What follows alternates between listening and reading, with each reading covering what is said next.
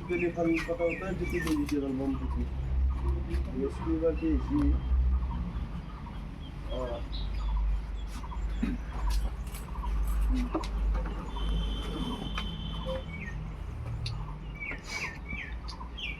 হয় বন্ধুসকল মই পিংকু জাংগলমেন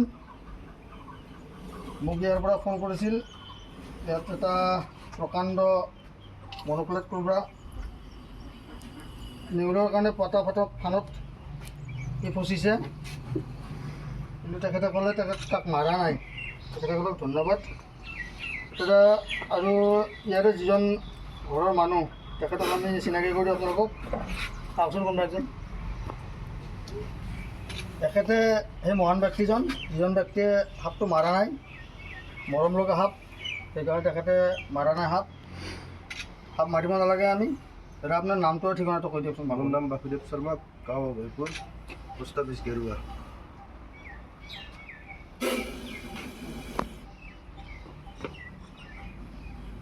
আপোনাক ধন্যবাদ ইমান ধুনীয়া বস্তু এটা যে মাৰা নাই আপুনি এইটো আপুনি নেউলৰ ওপৰতো পোৱাৰ কাৰণে ইয়াক ফাংচন পাতিছিল হয় সাপ মাৰিব নালাগে আমি সাপ আমাৰ শত্ৰু নহয় বন্ধুৱে সাপৰ পৰা আমি বহুত উপকাৰ পাওঁ বহুতে নাজানে সেইকাৰণে সাপটো মাৰে এতিয়া উলিয়াব পাৰিলে ভাল আছিল কিন্তু সি ওলাই অহা নাই না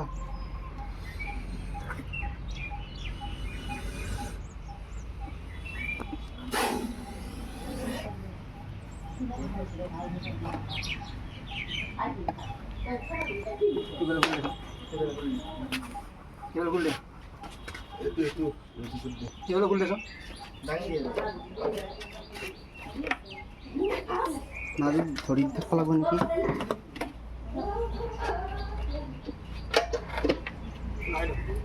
গজল বুজিছে কি গজলত বুজিছে চাইড তাৰ বন্ধ কৰি দিছোঁ কাম বন্ধ কৰি দুখ পাব না বজা নাই দুখ পাব ধৰিব পাৰি না লিজুত বজা নাই তাতে গজলত বুজিছে কি বজা নাই এইটো ঠিকে আছে পানী হাই যদি খাব ৰাখছোন দামত যদি পানী খাব ৰাখছোন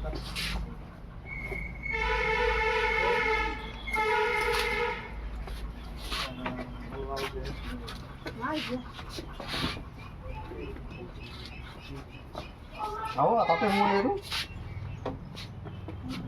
চাই দিয়ক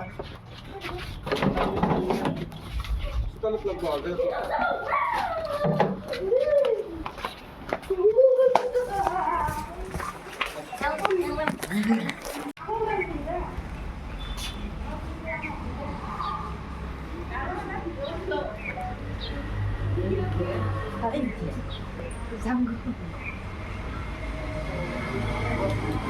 তাত বন্ধ কৰে এটা প্ৰকাণ্ড মনোপ্লেট কোব্ৰা দেখিবলৈ ধুনীয়া ওজনো বহুত বস্তিকে বেণ্ড হৈ গৈছে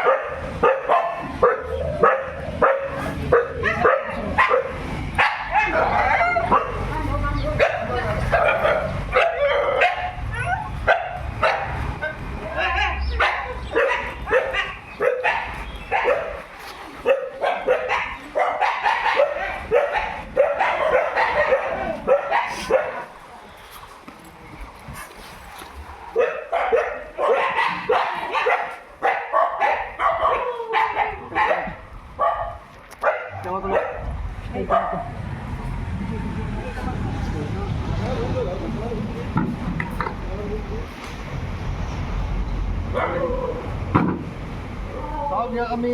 ভালে ভালে ৰেস্কিউ কৰিলোঁ এতিয়া ইয়াতে সোমাই দিওঁ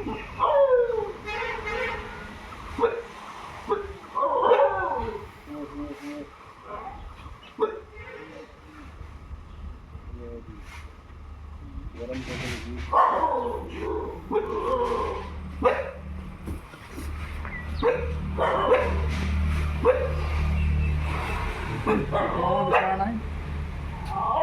বন্ধুসকল, এইটো মনোপ্লেট কুকুৰা প্ৰকাণ্ড আৰু আপোনালোকে এটা অনুৰোধ নামাৰিব আৰু আপোনালোকে যিটো মোৰ ইউটিউব চেনেল আছে পিংকু জাংগলমেন সেইটো ছাবস্ক্ৰাইব কৰি দিব যাতে মই আগলৈ সাৱধানে হ'ব উপকৃত হওঁ।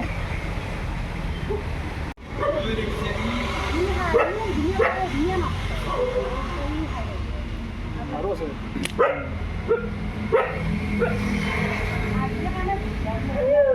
নাই यार सर रुसी ना होती है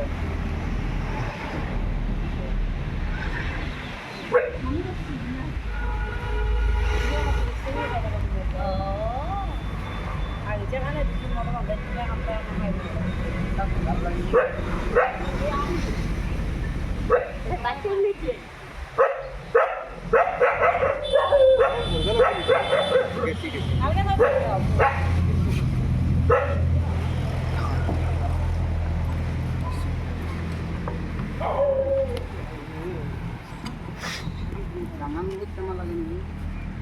খালি বমি কৰি যাব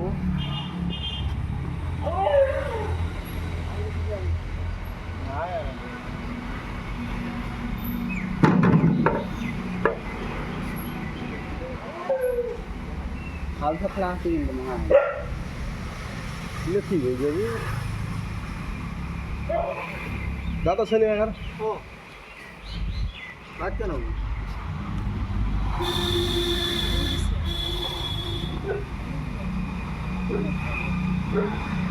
তুমি আসে নাকি তার প্যাক করো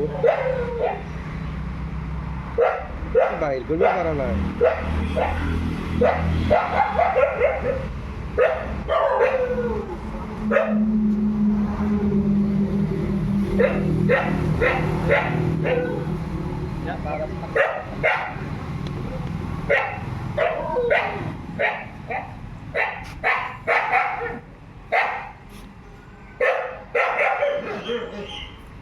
বুঝু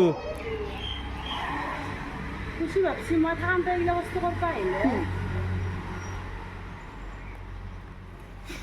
এখানে দুপাশে হেরে পারলে কাটা গাও দুপার ধরে হবে তার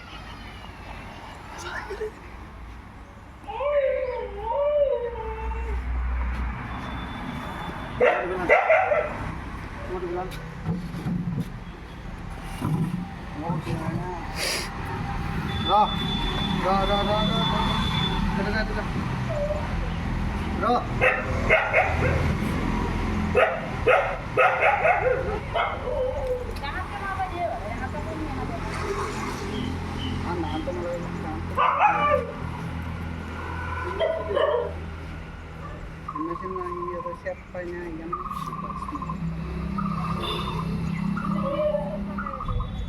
বটলটো বোতলটো মই ঘুরে দিব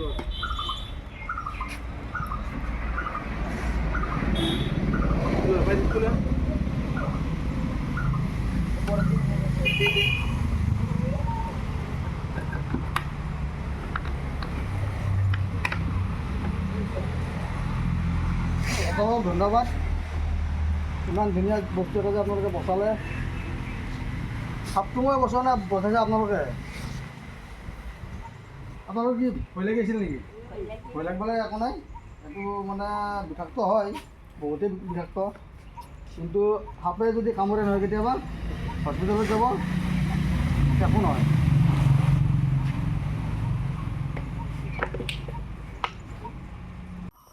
হয় বন্ধুসকল এইটো আছিল হাজোত অভয়পুৰত ধৰা তাৰ নামটো কি আছিল বাসুদেৱ শৰ্মা বাসুদেৱ শৰ্মাৰ ঘৰত ধৰা তেখেতৰ মানে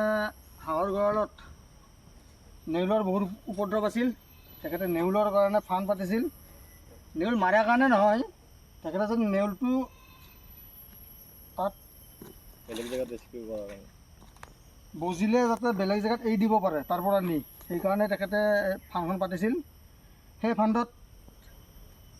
এইটো বহুত ডাঙৰ মনোপ্লেট কুকুৰা ফাঁচি গ'ল কালি ৰাতিতে মোক ফোন কৰিছিল মই আহিব নোৱাৰিলোঁ তাৰ বাবে মই বৰ দুখিত এতিয়া আহিলোঁ আহি ইয়াক ৰেস্কিউ কৰিলোঁ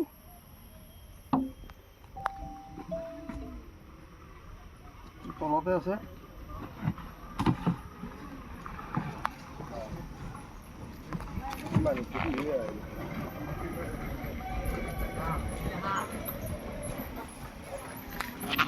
চাওক যিটো অভয়পুৰত ৰেস্কিউ কৰা এতিয়াতো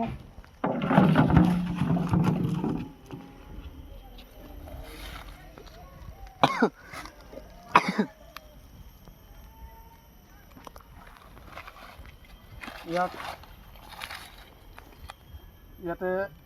এড্ৰেছ কৰি দিম যাতে ই ভালে ভালে থাকে, যাতে কাকো অনিষ্ট নকৰে। কিমানমান ওজন হ'ব ইয়াৰ? ওজনটো মোটামুটি 4 কেজিমান আছে। প্ৰাপ্তবয়স্ক সাপ। বয়স কিমানমান হ'ব ইয়াৰ? বয়স মোটামুটি 5 বছৰমান হ'ব। এৰা বাহ 5 বছৰ 6 বছৰমান হ'ব ইয়াৰ বয়স। প্ৰাপ্তবয়স্ক হৈছে। আৰু বন্ধুসকলক মই এটাই অনুৰোধ কৰি আছোঁ, যাতে সাপে কামুৰিলে ডাইৰেক্ট হস্পিটেল যায়। সাপৰ কোনো ওজা নাই। আৰু মোৰ এটা ইউটিউব চেনেল আছে পিংকু জাংগলমান বুলি, সেইটো যাতে সকলোৱে ছাবস্ক্ৰাইব কৰি দিয়ে, তাৰ বাবে অনুৰোধ। আৰু অভয়পুৰবাসী ৰাইজক ধন্যবাদ জনাই মই এতিয়া অভয়পুৰ পাহাৰতে সাপটো ৰিলিজ কৰি দিম। ধন্যবাদ সকলোকে।